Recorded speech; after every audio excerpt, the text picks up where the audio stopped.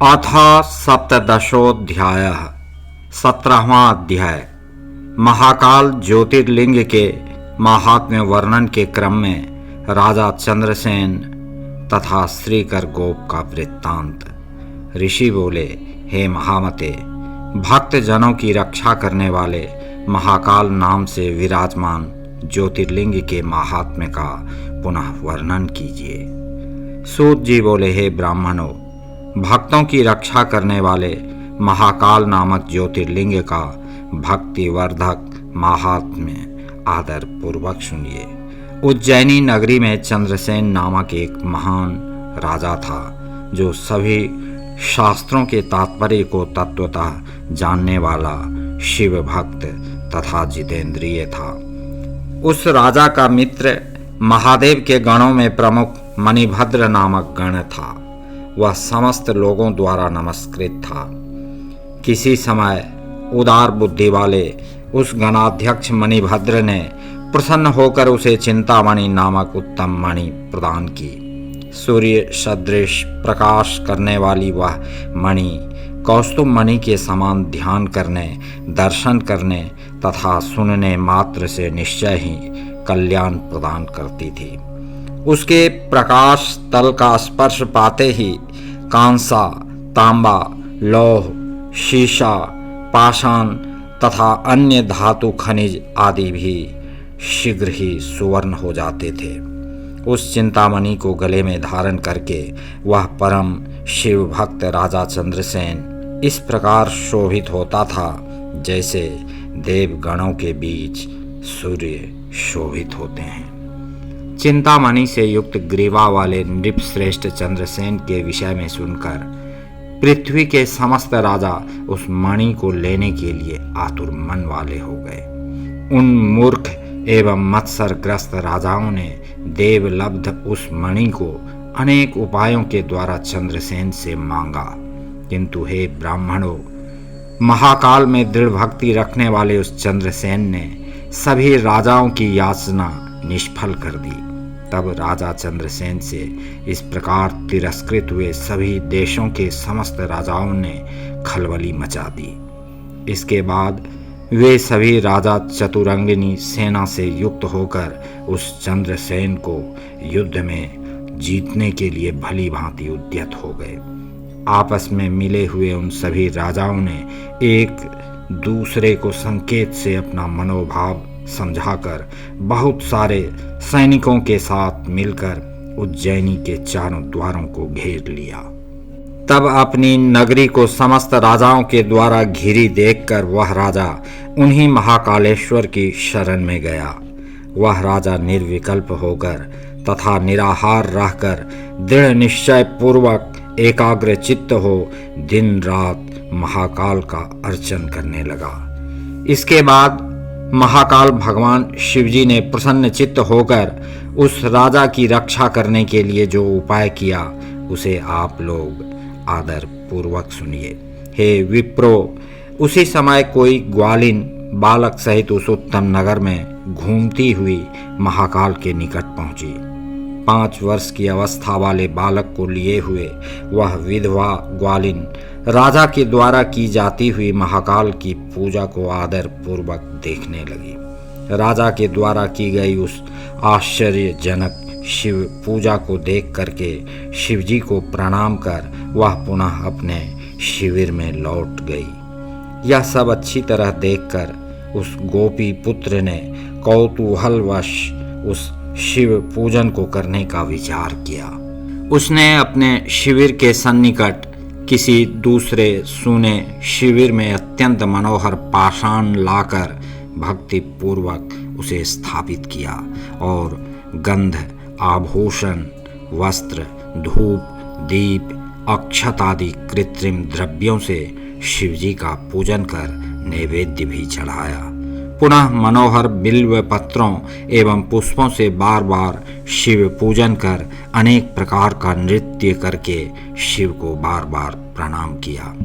उसी समय उस ग्वालिन ने शिव में आसक्त हुए श्रेष्ठ मन वाले अपने पुत्र को स्नेह से भोजन के लिए बुलाया। जब शिव भक्ति में सने हुए चित्त वाले उस बालक ने बार बार बुलाए जाने पर भी भोजन की इच्छा नहीं की। तब उसकी माता स्वयं वहां गई। आंखें बंद किए हुए उसे शिवजी के आगे बैठा हुआ देखकर उसका हाथ पकड़कर खींचा और क्रोध पूर्वक मारा, किंतु खींचने और मारने पर भी जब उसका पुत्र नहीं आया तब उसने शिवलिंग को दूर फेंककर उसकी पूजा को नष्ट कर दिया।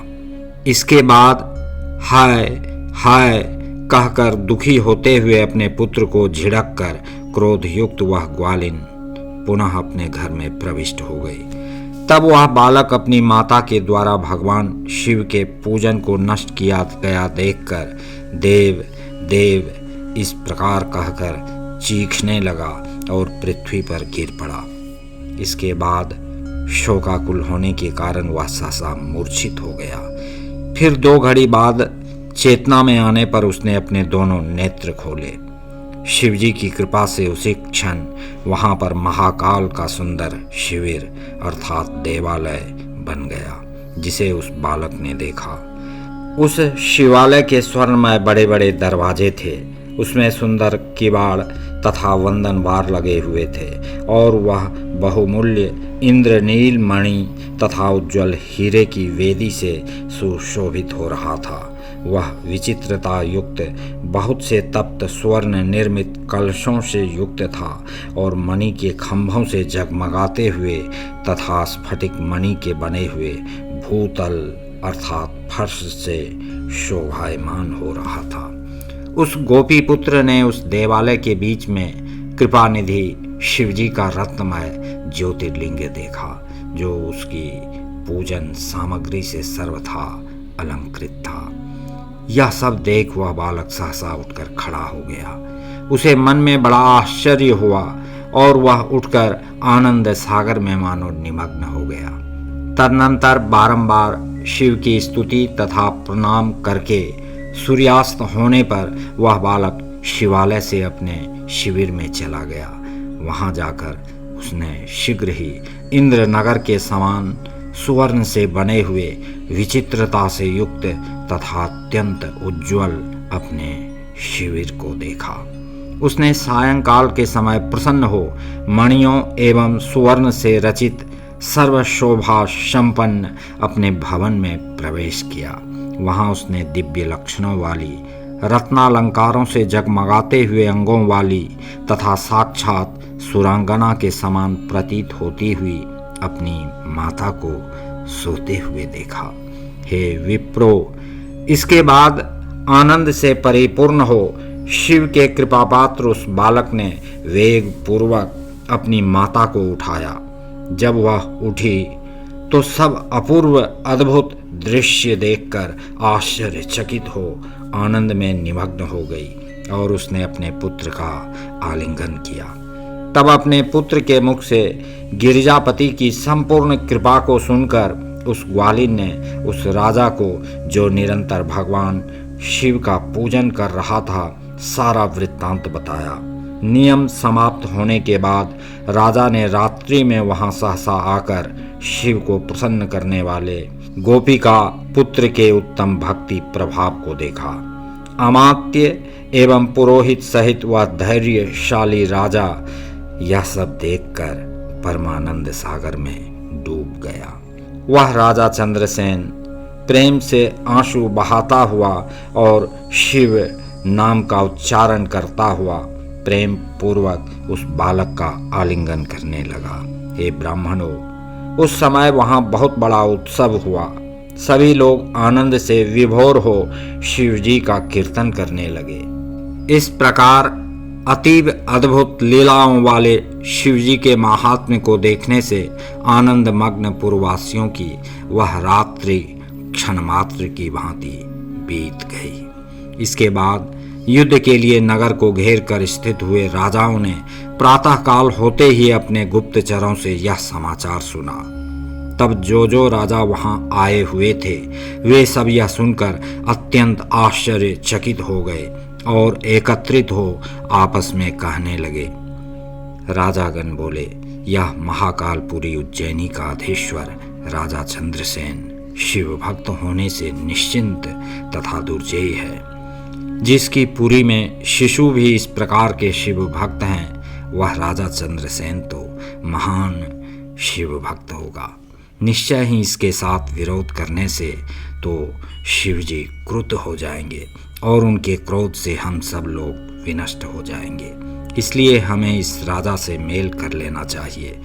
ऐसा करने पर शिवजी हम लोगों पर महती कृपा करेंगे। सूत जी बोले, इस प्रकार निश्चय कर उन राजाओं ने वैर भाव को त्याग दिया।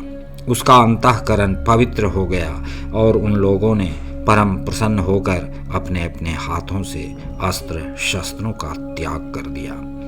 उन राजाओं ने महाकाल की रम्यपुरी में प्रवेश किया और चंद्रसेन की आज्ञा लेकर महाकाल का भली भांति पूजन किया। इसके बाद वे सभी राजा ग्वालिन के घर गए और दिव्य तथा महान समृद्धि वाले उसके भाग्य की प्रशंसा करने लगे। चंद्रसेन के द्वारा उन राजाओं की अगवानी तथा भली भांति पूजा किए जाने के उपरांत उसके द्वारा प्रदत्त बहुमूल्य आसनों में बैठे हुए वे राजागण शिवजी की महिमा को देखकर अत्यंत विस्मित तथा प्रसन्न हो गए। गोपपुत्र पर हुई कृपा से उत्पन्न हुए शिवालय तथा उसमें प्रतिष्ठित शिवलिंग को देखकर शिवजी के प्रति उनकी अगाध श्रद्धा हो गई। तब शिव की कृपा प्राप्त करने की अभिलाषा वाले उन सभी राजाओं ने प्रसन्न होकर उस गोप कुमार को बहुत सी वस्तुएं दी। उन राजाओं ने समस्त देशों में जो बहुत से गोप रहते थे, उन सब का उसे राजा बना दिया। इसी बीच सभी देवगणों से पूजित वानराधिपति तेजस्वी हनुमान जी वहां प्रकट हुए। हनुमान जी के प्रकट हो जाने से सभी राजा आश्चर्यचकित हो गए और वे उठकर भक्ति भाव से समन्वित हो उन्हें प्रणाम करने लगे। उन सभी के बीच में विराजमान हनुमान जी उनसे पूजित हो उस गोप पुत्र का आलिंगन कर राजाओं की ओर देख करके यह कहने लगे। हनुमान जी बोले, हे राजाओं, आप सभी लोग तथा दूसरे देहधारी भी सुने। जो भी शरीरधारी प्राणी हैं, उनका शरणदाता शिव के अतिरिक्त अन्य कोई नहीं है। इसी प्रकार इस गोपपुत्र ने भाग्य से शिव पूजा को देखकर बिना मंत्र के ही कल्याणकारी शिव का पूजन कर उन्हें प्राप्त कर लिया। शिव जी का यह श्रेष्ठ भक्त गोपों की कीर्ति को बढ़ाने वाला होगा और इस लोक में संपूर्ण भोगों को भोग कर अंत में मोक्ष प्राप्त करेगा। इसके वंश की 8वीं पीढ़ी में महायशस्वी नंद नामक गोप उत्पन्न होंगे, जिनके पुत्र रूप में श्री कृष्ण नाम से साक्षात नारायण ही अवतीर्ण होंगे। आज से लेकर यह गोप कुमार इस लोक में श्रीकर नाम से महती लोक प्रसिद्धि प्राप्त करेगा। सूत जी बोले, ऐसा कहकर अंजनी पुत्र शिवावतार कपेश्वर हनुमान जी ने सभी राजाओं तथा चंद्रसेन को कृपा दृष्टि से देखा। इसके बाद उन्होंने बुद्धिमान गोपपुत्र श्रीकर को प्रेम पूर्वक शिवजी को प्रिय लगने वाले शिवाचार का उपदेश दिया। हे द्विजो, उसके अनंतर अति हर्षित हुए हनुमान जी सभी राजाओं चंद्रसेन तथा श्रीकर आदि के देखते देखते वहीं अंतर्धान हो गए। इसके बाद चंद्रसेन के द्वारा सत्कृत हो प्रसन्न हुए सभी राजा उनसे आज्ञा लेकर अपने अपने स्थान को चले गए। परम तेजस्वी श्रीकर भी हनुमान जी से उपदेश पाकर धर्मज्ञ ब्राह्मणों के साथ शिव पूजन करने लगा। इस प्रकार महाराज चंद्रसेन तथा गोपपुत्र श्रीकर दोनों ही बड़ी प्रीति से महाकाल की उपासना करने लगे। कुछ समय के बाद वह श्रीकर तथा राजा चंद्रसेन भी महाकाल की आराधना कर परम पद को प्राप्त हुए।